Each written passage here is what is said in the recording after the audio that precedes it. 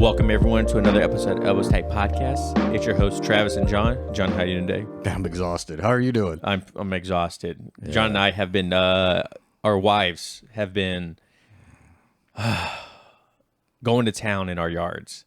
They are basically professional landscapers and landscape what's the word I'm looking for? Well, I mean, right now, Lowe's is my best friend. Like, I wish I had stock in that company with the money we've dumped in it for the first hot weekend in the last 6 months, I think. Yeah. Yeah, it's beautiful outside right now. But yeah, life has been super, super busy. I got injured, so I can't help too much out in the yard. Like I tried digging a hole yesterday, and then just the process of digging the hole, I hurt my injury. I mean, that's quite convenient. It's like every time somebody would move and they'd be like, hey, man, can you come help me move? I'd always have like a rolled ankle or something. Yeah, you're like, actually, I can't. Even in my own house, like, we moved it twice. So I was like, I can't. I rolled my ankle. That's funny. Yeah, no, I got injured on Tuesday of this last week. If you guys are listening to this today, it comes out. It's a Monday. So last Tuesday. And I'll probably put the moment it happened as B-roll over what I'm about to say. But I was rolling with Cody, our brown belt school owner, and I don't remember how exact. I'll have to rewatch the video. But long story short, he was on putting his chest pressure on my left shoulder. I was laying on my right shoulder. And we both moved at the same time, which caused like all the pressure to basically, I felt some popping in my chest, and now I can't plank and lift up my arms. I have a hard time sitting up. It's weird because it's my chest, it's not my abs, and so I have like pain in my clavicle and outside of my shoulder. My sternum's a little tender. My right trap behind my right trap is tender. And it's been like this for almost a week now. And so I think there might actually be something wrong. But so if you guys are watching this on YouTube, you'll see the B-roll over when it's happening. But man, that hurt so bad. It was incredibly bad. Let's talk about that for a second, right? Because this happens to everybody in jiu-jitsu. They're going to get injured in class at some point. Mm-hmm. So what are you going to do? Because sometimes you go anyway because you don't want to miss any classes. But then you take time off. Like, I don't even know how long I've been in and out, in the last year. Yeah. Like, what are you going to do, right? Like, are you going to miss it? Or some people are like, no, I'm going to go and just sit and watch from the sidelines and pick up what I can. And I know that sounds great, but you're also like, man, well, I'm injured. I might as well use these 2 hours that I'm free now that are normally occupied to knock out other stuff that I need to do. Yeah. What do you think? Well, what I'm going to do is I'm going to go ahead and still go to class. I don't have any loss of mobility. I can still pull. I lifted weights on Friday. Yeah, I went to the gym on Friday, and nothing really seemed to be bothering my chest. Besides, like I said, I was like in a plank, and I was supposed to do banded plank rows to where I'm in a plank and then I have like a band and I pull the band. I could barely lift my arm off the ground in that plank. It was, on a scale of 1 to 10, it was like a 9.5 in pain. And I was like, all right, looks like I'm done for the day. But I'm still going to go. I'm going to just, try not to roll with anyone that's going to want to go too crazy, and just, try to baby it for a little bit. And if it still bothers me in a couple of days, I think I might actually go see like a chiro or like a PT, or try to get to maybe someone at home, if you guys are listening to this, and you can give me a clue on what it is and how I can fix it. A GoFundMe, and you can get that stem cell. Bro. You know what I mean? That'd be legit. Go fund us for stem cell. Yeah, maybe I'll hit up Dr. Neil Morris. Yeah, right? You're like, hey, shoot this thing up, man. Like, let's get it going. Yeah, so that's where I'm at now. I don't want to miss any classes because I don't know. It's like I don't feel like it's a non-training injury. I feel like it's just me. But you haven't trained since the injury, jiu-jitsu, right? Or have you? No, I haven't. That's not because of the injury, though. That's just because of life. So then you really won't know if that'll impact you or not until you go do it. I don't know, because I rolled 3 or 4 times after it happened, and it was fine. And like I said, like I worked out on Friday, and whatnot. It's only like certain things that are bothering me Like with it right like now. shoveling to help your wife. Yeah, plant in the I garden. legit, you know, Interesting. very convenient. I'm that confused. hit, He's like, do you hear me? He's lifting weights, he's doing all this, Dude, but he couldn't work a shovel. that's what I'm saying. Like, it's like that's what's weird about it is I'm like it's no loss of mobility. Like, if you guys are watching, I can hold my hand above my head, no pain. You know what I mean? I can backhand John and no pain. No pain. On me, maybe him, but like that's what's weird about this is like it's only in very limited situations and movements is where it bothers me. So like I was doing seated box jumps, and me throwing my arm like this doesn't hurt, but like using it to generate power hurt. I get you. And I was like, man, this is weird. So just nurse it. yeah, it's like the first major injury that I've had in jiu-jitsu. So I'm like, please don't last forever. So Which side is it, left or right? my right side. So just use the left the whole time in class. Yeah, my non-jiu-jitsu side, that's going to work out real great. Yeah. So Just make sure coach ain't watching it. yeah, so when you coming back, your legs are looking better, still a little red, but Yeah, I mean, Travis we were just looking at it. You can still see it on the leg, right? Yeah. You know, I went through 2 weeks of medicine. And you can't drink alcohol in that medicine. So that might be the first time in a long time I went 2 weeks with no wine, no beer, no nothing. Which the first night I had wine after the 2 weeks, I had like crazy headache the next day. I was like, man, I felt great the 2 weeks of none. So Yeah. it's just something to keep in mind. But I mean, I plan on going back tomorrow. Not tomorrow, Tuesday. You know, I have another doctor's appointment on the 4th. At this point, I don't know. Maybe it's just scarred. I don't know. yeah, it just looks like it just looks like red dry skin on his leg. I mean, the right hair now. grew back, so I'm assuming it's good. Yeah.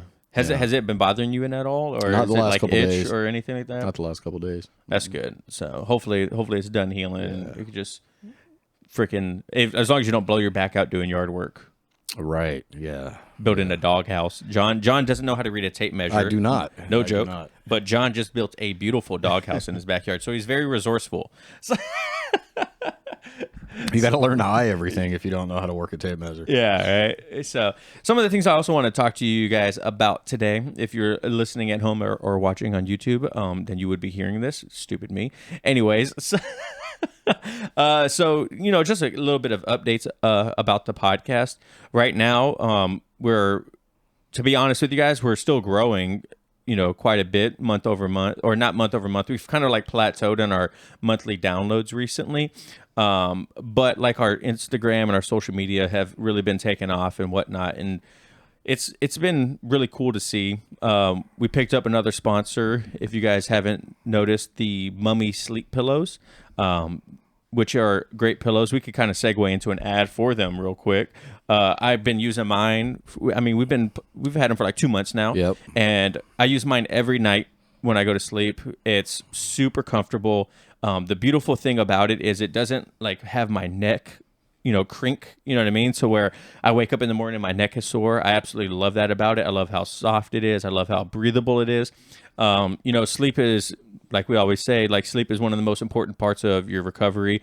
And with my Mummy pillow, it's been great. It's been much easier to fall. It's actually weird. It has been easier to fall asleep with this thing. So, and then, you know, I lay on it and I have they have the 6 chambers and I just like pick my head on one of the chambers and just lay on top of it. Yeah, it's nice. You don't need to fold it up or anything like that. Yeah.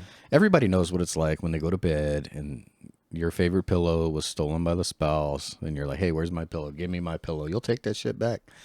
I got to use the pillow for a good solid month, and now my wife stole it. And, Yeah. it's her favorite pillow, so I can definitely attest that it's a good pillow. Yeah, my wife has been asking me to steal it from me, and I'm like, look, I'll see if I can't get you another one. So if you guys are interested in Mummy Pillows, who's now one of the sponsors of the podcast, you can use code ElbowsTight at checkout for 15% off and free shipping.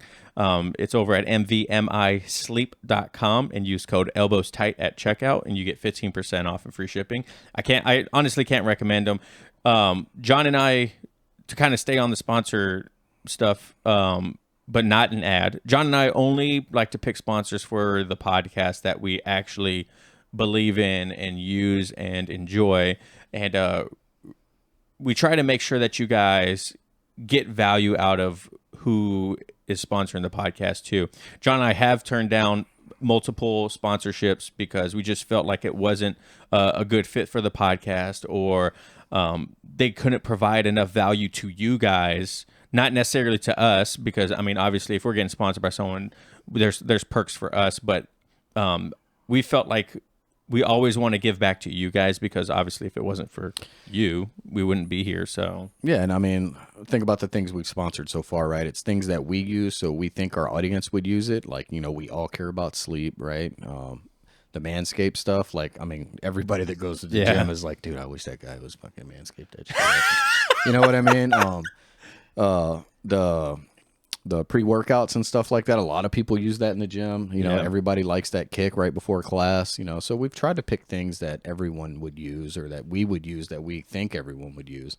Yeah, and this kind of goes to the topic of, you know, if we think it would fit you guys, if you guys don't take advantage of it, then obviously you guys have spoken, and there's no reason to keep a sponsor. So Amino Co, we did a 6-month with them, and unfortunately we came to terms that, you know, we split ways with that sponsorship because you guys at home, it didn't connect with you. We thought it'd be a great product. John and I absolutely loved it.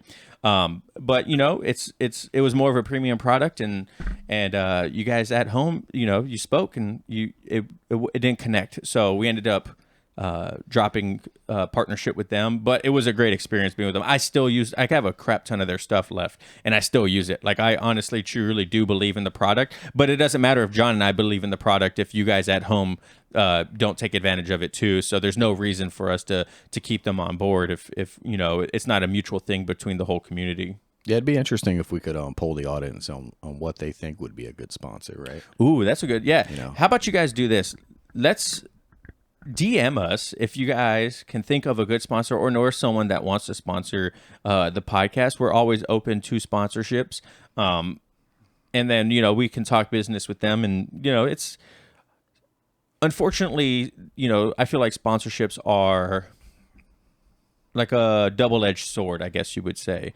Like, they're great because they help us grow as a podcast, and I've hired an editor to take care of some of this stuff, and hopefully at one day I can hire him to just do everything for us, and we can just sit here and record and pass it off. But sponsors are necessary for podcasts, right? Like, it's not like we're sitting over here, fat cats getting rich, right? Yeah. Like, that's not the way it works. It helps with, like he said, getting the editor and paying for all the hosting services and things of that nature. Yeah, right now, any money we make, John and I don't pocket. Everything goes back into the podcast to help us grow and to help us produce better content for you guys. As much as I would love to have this as a full-time job, it's quite a ways away before that. But you have to spend money to make money, and you need to reinvest in your business in order for it to grow. If John and I pocketed everything, then the podcast would never grow, and we'd just be making, you know, money and not taking advantage of it for the podcast. So but yeah, so if you guys have any ideas of someone that you would like to sponsor us, let us know in the DMs. We're always willing to talk to people. I would really like a ghee company. That'd be legit. Breaking news. Manscaped now sells beard products. That's right. They are once again revolutionizing men's grooming with the brand new Beard Hedger Pro Kit. From a beard trim to a fresh shave, the technology behind the Beard Hedger Pro Kit allows you to shape your signature beard look. Now you can finally use Manscaped products to make sure your drapes match your carpet. By going to manscaped.com and using the code ETP20 for 20% off and free shipping. Again, that's ETP20 for 20% off and free shipping. It's time to tame your mane. No one likes a weird beard, so say goodbye to the stubble trouble with Manscaped's Pro Beard Kit. My wife hates when I have stubble. She's like, don't even kiss me. Trim that mustache. And thanks Manscaped for making it possible now. It all starts with the Beard Hedger. This thing is a juggernaut for fixing faces. First off, the cordless trimmer has a rotary wheel that gives you 20 haircutting lengths, all with one guard, so no more messy drawers full of extras and add-ons. That's right. Face grooming doesn't need to be hard. Get 20 different beard lengths in just one guard. The Pro Beard Kit also comes with 3 free gifts: a beard brush, comb, and scissors to ensure your beard is ready to impress. So get 20% off and free shipping with the code ETP20 at manscaped.com. That's 20% off with free shipping at manscaped.com. Use the code ETP20.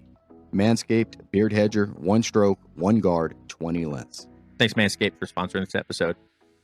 Yeah, man, I'm like, I don't know. I think I'm all about like the finger tape now. You know what I mean? Like, I'm wrapping up my toes now, like all of it. Well, the guys, you guys, after this, we're talking to the Limitless Radio Cast guys, Chad and Terry, and they are the owners of Limitless Tape also. The stuff I just gave you. I know. I haven't used it. Oh, yet. okay. So, I mean, we could talk to them. What am I gonna? I can't tape up my ringworm right now. You know what I'm saying? So I've had to wait, and now I'm gonna be all winded when I finally go back to class again because I've been off for weeks. Yeah. It's gonna suck. I mean, you could tape your ringworm, man. Just like you could be like that one of those guys that doesn't tell anyone in the gym. Yeah. I mean, somebody gave me this shit in the gym. Yeah, there you go. That'd be pretty funny. John comes in. They're like, "Hey, how's the ringworm?" "Oh, it's fine. I just taped it up. And we're good to go." Yeah. But It's good. What was everybody saying at our chat? Said put some lemon oil on it. It'll go away. Bullshit. It didn't go away. yeah, John's ringworm is a feisty one. So, but yeah, and something else that I kind of wanted to talk about too was, I would really like for our community. This may sound stupid to some of you. I would really like our community to have a name, like something that when we talk about you guys, instead of saying, the community, we could be, like Justin Bieber has the Beliebers.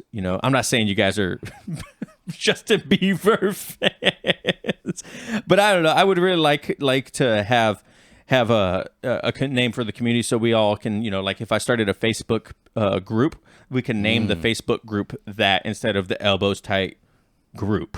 You know what I mean? I could see that. That's kind of what I'm saying. So what John and I want to offer is if you guys can come up with a name for the community that we pick, we'll interview you on the show. Doesn't matter how long you've been doing jiu-jitsu or anything. We want to hear your story. We'll bring you on the show. We'll do an interview with you. And I think it'd be a great opportunity to have someone from the community come on the show and, tell their story and how jiu-jitsu has impacted their life. So what I want you guys to do is I want you to DM our Instagram and let us know what your idea for the community name would be, and if we like it, like I said, we'll pick it up and we'll make a Facebook group, and you can come on the show and we'll interview you, tell your story, and have a good time with that. What do you think about that, John? I think it's got to be a good name. It's got to be a good name. John is such a boomer. Man, I talked about this beforehand, and he's like, "Oh my God, why would we do that?" What are you talking about? What is this shit? Like groupies?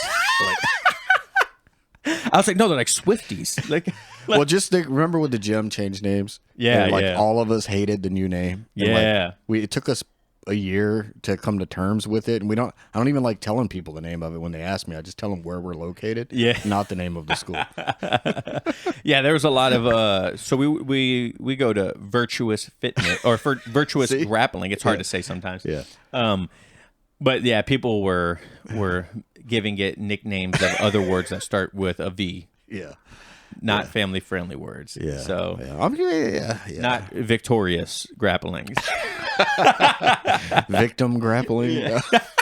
Shit, I feel like a victim sometimes, dude. I'm gonna feel like one next week. Yeah. So, hey, and then also, I wanted to kind of talk about over on our YouTube page. If you guys don't follow us on YouTube, I don't know why you don't.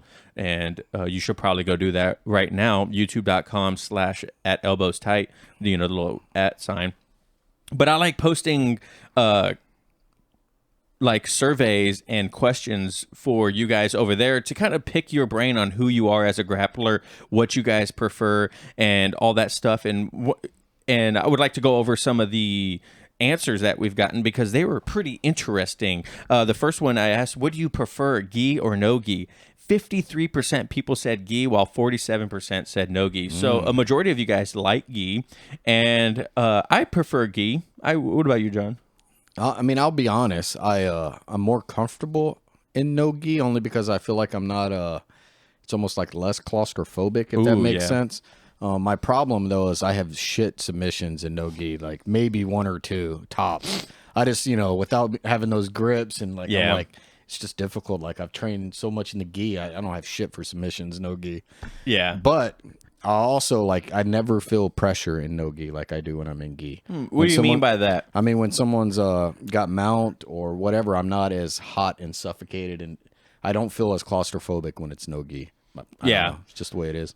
Yeah. When I can get out of anything in no gi. When I rolled with it, Cody the other day, he got me in a head and arm choke, and it wasn't the choke that I tapped to. It was his gi started suffocating me. Like it was in my, like I was trying to breathe because like his shoulder was like at or above my nose. And then all of a sudden he like readjusted. I was like, oh no, I'm still good. I got plenty of space in here. And his gi started like ball gagging me. It's like, I mean, I've almost had like panic attacks sometimes in the gi when someone's just crushing me and I'm getting hot and I'm like, holy shit. Dude, I remember when we first started, that was like, I am claustrophobic, and I think jiu-jitsu's really helped with my claustrophobia because I have to face it head on so much. Like I still have my little bit of like panic attacks here and there, and like my anxiety will kick in certain situations. But the thing that triggers it the most is like the heat. Like if I'm that's hot, what I'm saying. Yeah. Like if I'm hot, my claustrophobia is like, Same. it ramps up. That's what I mean. Where I'm like, I'm hot and in my head. I'm like, I can't. It's not a submission. It's nothing. It's just I'm hot and I feel like I'm constricted, and it's almost enough to make me want to lose my mind. Yeah, and I'm right there with you. And I think when you first start jiu-jitsu, that everyone gets a little bit claustrophobic because of the feeling of restriction and heat, and then all the pressure. And I think over time, it's like I mentioned, it just has really developed me as a person to overcome that fear. But there are times still, even in jiu-jitsu, where I'm like, holy shit, this is like a little bit too much for me right now, man. Absolutely. But it's like Mike says, it's like, it's kind of like exposure therapy. The more you expose yourself to it, the more you get used to it, One thing I'll never get used to though is oil checking. Like it's still awkward to me, but I don't know about the exposure, but what it does tell me is if I see it coming, I'm like, nope, I'll fight tooth and nail to make sure I'm not in that position. Yeah, like, yeah. What's funny is one of our listeners DM'd us on Instagram. I'm gonna have to find the name and give him a shout out real quick for answering this or asking me this question. But they basically asked how, as a smaller practitioner, could they overcome being the smaller person, I guess you could say, because they said about 20 pounds lighter than everyone in the class, and they're like, how do I overcome the size difference? My technique's getting there. I'm doing better, but at the end of the day, it's still hard. For Austin, if you're listening to this, Austin, I'm answering your question online too. But I was like, look, if you're a smaller person or the smallest person in class, you need to use your size to your advantage, just like big guys do.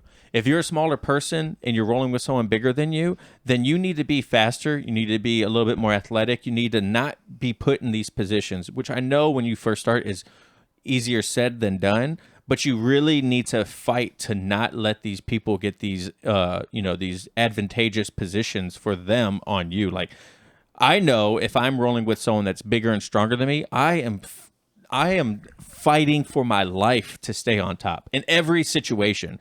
Like, I am like framing, I'm putting knee shields in, I'm fighting as much as I can. The only person that it doesn't work on is Cody. I asked Cody what gives him the most trouble. Smaller people? I've always used, I asked him, like, what does he find the most difficult when he's rolling with someone smaller? And he said it's when they suck up the space. So that's what I do. When I roll with him or anyone big like that, I try to hold them tight. I'm on them like a jacket. Like, I'm trying to suck up all the space so they can't use their long limbs or any of that stuff. That's worked out well for me. Yeah. Basically, and you're right with the knee shields, man. I'd throw those, you just dig that in and you grab them and you put a lot of pressure there. And just hold them, like try to suck up that space. Yeah, I in the roll with Cody, I had a little bit more success in passing his guard because I found that doing a closing the space with like an over-under pass really was very helpful for me to help pass his guard. I actually passed his guard halfway. I got past his legs, but then Cody's arms are like 14 feet long, so he just framed on me and regarded. And that's typical. That's actually my fault because I should have sucked up the space. Once I passed his legs, I should have sucked up the space. But if you're a smaller practitioner, learn wrist locks. Wrist locks are great, but you got to use your size to your advantage. If you're smaller than someone, you're probably going to be faster than them. And then you just got to make sure that, you're on the attack, because someone can't attack you if you're always attacking. You know what I mean? Yep. So you got anything else to say about that, John? No, I don't. Okay. Another question that I asked is like, what are you struggling the most with right now on YouTube? And the answer that we got was getting to class. Oof. That's what I was going to say. I thought you were asking me that. Brother. Consistency. Yeah. And I think consistency looks different for a lot of people. And I think when people hear of consistency, I think a lot of people think of, I need to show up as much as possible, as often as possible, which I don't agree with. I think as long as you're consistently showing up, whether it's 1, 2, 3 times a week, doing that every week for a long period of time is better than you being consistent for 6, 7 weeks, taking 2, 3 weeks off, and then coming back, training. Like it's like Thomas Brzezinski said in our first interview, who do you think is going to make better strides? Someone that if they both have the same amount of classes at the end of the year, but someone showed up for 2 months and trained 5 days a week, and someone did 2 days a week the entire year. You know what I mean? Like the person that's consistently showing up is going to be the one that grows the most. Consistence 2 times a week. Same. Yeah, that's it. If I can't be that, then I'm just not consistent. Yeah. Are you going to try to do that again when you get back? Mm-hmm. Like I said, it's tough. I'm finally coming to the realization. Like now, I'm at the point where, when people are like, "Hey, I'm older," and shit don't work the same. Like now, I feel that way now. Like recovery is different. Losing weight's different. Everything's different now, even compared to a year ago. Like everything's just worse. So, yeah. Whatever. We'll see. I'm gonna do the 2, but I'm trying to get one of our buddies, Mike, to come back. That would be great. Mike comes back to class, and I got a partner. You know what I mean? No, bro. I want a partner that's older than me, or same age. I'm tired of your young ass. What are you talking about? I want bro? The older. Bro, cats. you give me a run for my money. Get the hell out. He's so full of shit. I'm not full of shit. Jonathan's hard to roll with. You know what I mean? Like he doesn't let you submit him. He's That's not good. That just means great defense means I ain't doing shit on offense is what it means. That's why he's laughing at me. Yeah. Everybody that's listening to this knows it sucks to defend for 5 minutes. It's much better to attack. And at this moment, if you're watching on YouTube, I'm probably putting John rolling with other blue belt John over this right now, where our John was defending for 5 minutes straight. And then afterwards, he came up to me, "Why are you going to record that? Why didn't you tell me you were going to record that?" I still think you need to put some of our first recordings on there for people to watch. You know what? I have them. I believe I do too. I have them on one of my YouTube pages. Yeah, from Japan. If you guys want to see it, we're like white belts and we're rolling for hours, but we got some footage of it. Yeah, I'll put those over on our YouTube page, and I also have a rolling commentary from when we were out there. I did one on one of my gaming channels when I was a Twitch streamer. I did a rolling commentary when I was in Japan, and I'll probably actually put that over on our page, to tell you the truth. And I was a 4-stripe white belt. I rolled with a purple belt, a wrestler, and stuff like that, and it was a really good one. So, well, just for the audience, that was the first time I saw myself on video, and it was these videos. And I watched them, and I was like, well, shit, I'm not even moving. So it really helped me out watching those specific videos. Yeah. We always talk, John and I have been saying the same thing since day one. We started the podcast after we came back from Japan, and we filmed ourselves in Japan. And I'm telling you guys, if you do not film your rolls and you're a white belt, you 100% should. Mm-hmm. You should film your class. You should film your rolls. You should film yourself doing the techniques, because I still review my own rolling and my own techniques. And when I'm able to film, I don't film as much as I should anymore, but that's a whole different story. But it is, I'm telling you, it is a big game changer. You get to realize, just like John said, are you moving when you think you are? Are you fighting when you think you are? Are you defending something like you think you are? You know what I mean? Like when I was rolling with Cody, I watched it, and me defending the head and arm choke, I looked like an idiot. I'm like, why am I even doing that? Yeah, time's different too, because in my head I thought I was only in that position for seconds, and then I'm watching it on video, and it's more like 30 seconds. And I'm like, Jesus, move. Yeah, it's a great thing to do too. Another question that I asked over on our YouTube community page is, what do you think is a better submission in jiu-jitsu? This one surprised me quite a bit. John, you want to read the results on that? It looks like we got chokes 93% and joint locks 7%. So almost everyone thinks chokes are better than joint locks. What do you think? I think joint locks are quicker. But I like chokes too. I don't know. That's tough. I prefer joint locks. They seem faster, right? 'Cause Yeah. You can kind of fight off a choke, but those joint locks are immediate. Like I'm gonna have to disagree with you. I feel like you can hold your breath on the choke, right? I'm just gonna turn red until. That's an inside joke because I thought that was the way you did that when we first started. I was like, what the fuck? I still had like a good 30 seconds so I could hold my breath. Why am I passing out? Yeah, no. I prefer joint locks. I prefer Kimuras, arm bars, mounted arm bars, mounted triangle. Oh well, triangle is a choke. Let me know what you guys think at home. Why do you think it was 93% chokes? Why do you think they are a better submission if you do believe that? I believe joint locks are better submission because I don't know, I just prefer joint locks. I guess I don't really have a story for that. I mean, a choke, you pass out. A joint lock, you're breaking something. So yeah. For me, like I feel like the locks are better. I mean, like you have to respect it or something's breaking on you. If you don't respect the choke, yeah, you're gonna submit, but you're just passing out. I like joint locks. I'll say this: I like joint locks because it neutralizes like them. If you get a good joint lock in, it's really hard to defend because usually you're isolating both arms.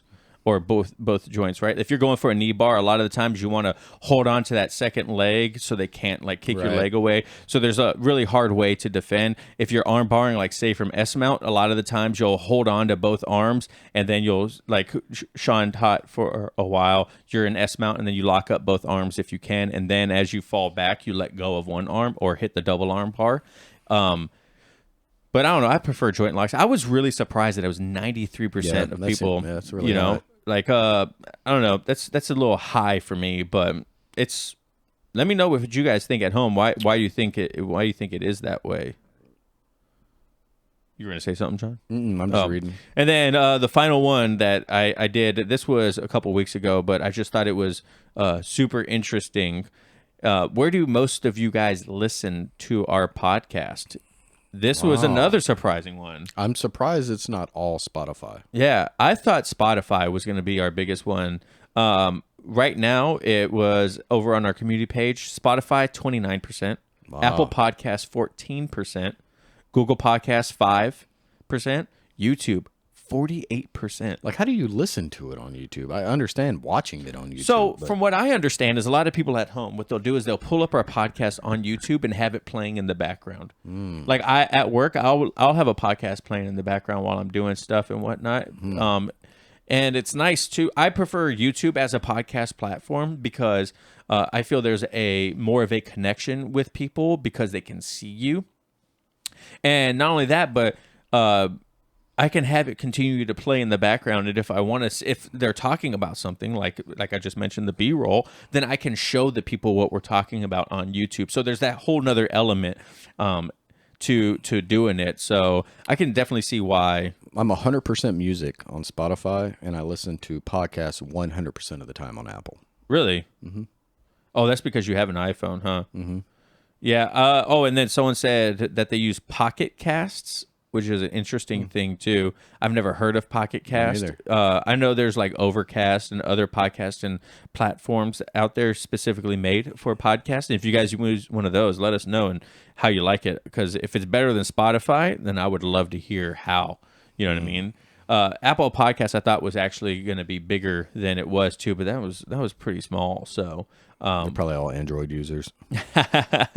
yeah, right. So just a recap what we were talking about today, guys. Remember, if you guys want to name the community so we can start a Facebook group and have everyone join, DM us on Instagram and let us know what you think the name of the community should be. And if we pick the name of your community suggestion, then we're going to bring you on the show. We'll interview for an hour. We'll make some social media posts about it, and we'll have the community tell or have you tell your story to the community and everything like that. And we would love to hear how jiu-jitsu has impacted your life. Sponsorships are for you.